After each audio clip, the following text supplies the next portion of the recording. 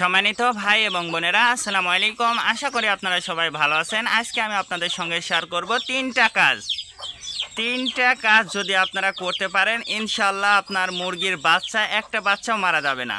তার কারণ আমাদের কিছু ভুলের কারণেই কিন্তু আমাদের মুরগির বাচ্চাগুলো কিন্তু আমরা বাঁচাইতে পারি না বা বাচ্চাগুলো কিন্তু সুস্থ রাখতে পারি না। তো এই তিনটা বিষয় নিয়ে আমি আপনাদের সঙ্গে শেয়ার করব। তো আলহামদুলিল্লাহ, আমরা যে বাচ্চাগুলো তুলেছি আমাদের এখন পর্যন্ত কোনো বাচ্চার সমস্যা হয়নি।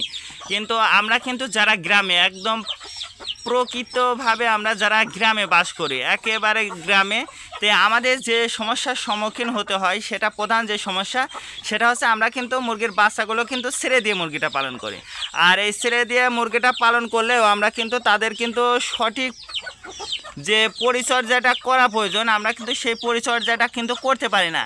যদি বলেন কিভাবে, তে আমি প্রথমে যেটা বলবো যে আমরা কিন্তু প্রথমে যে বিষয়টা আমাদের জানতে হয় সেটা হচ্ছে আমরা যে মুরগিটা পালন করি এটা কি অরিজিনাল দেশি মুরগি কিনা, এটা কিন্তু আমরা সঠিকভাবে জানি না। আমাদের কাছে যেটা বলা হয় সেটাই কিন্তু আমরা মেনে নিই, কিন্তু কথা কিন্তু এমন নয়। তার কারণ আপনারা একটু লক্ষ্য করবেন যে বাজারে যাওয়া যদি আপনার দেশি মুরগিটা কিনতে যান, আপনার অবশ্যই হয় সোনালী মুরগি দেবে, রয় পাকিস্তানি, রয় অন্য জাতের মুরগিটা দেবে বা করস দেবে। অরিজিনাল কিন্তু আপনার দেশি মুরগির বাচ্চাটা কিন্তু আপনারা পাবেন না।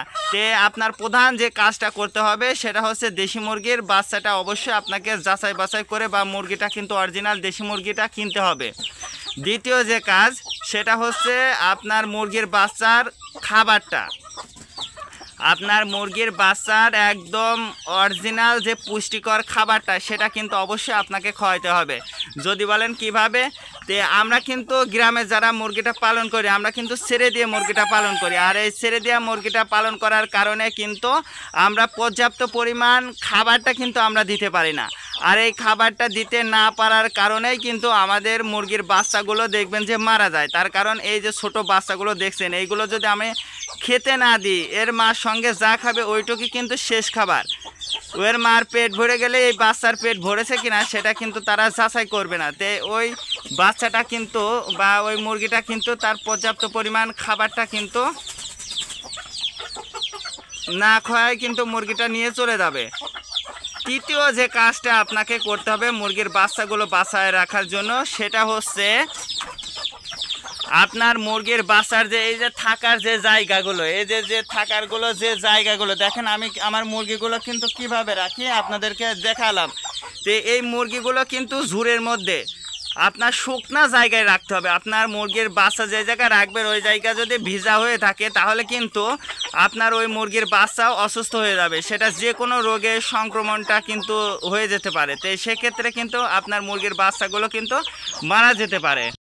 তো মুরগির বাচ্চাগুলো কিন্তু মারা যেতে পারে। তো আপনারা যারা মুরগির বাচ্চাটা লালন পালন করবেন অবশ্যই শুকনো স্থানে কিন্তু মুরগির বাচ্চাগুলো রাখতে হবে। এবং যে খাবারের যে বিষয়টা সেটা কিন্তু অবশ্যই আমাদেরকে লক্ষ্য রাখতে হবে। তার কারণ খাবারটা কিন্তু অরিজিনাল পুষ্টিকর খাবারটা দিতে হবে, সেটা আপনারা জানেন। তার কারণ খাবারের বিষয়টা কিন্তু খুবই গুরুত্ব সহকারে দেখতে হবে। তার কারণ আপনার মুরগির বাচ্চা খাবারটা যত ভালো দেবেন না, খুব একটা না।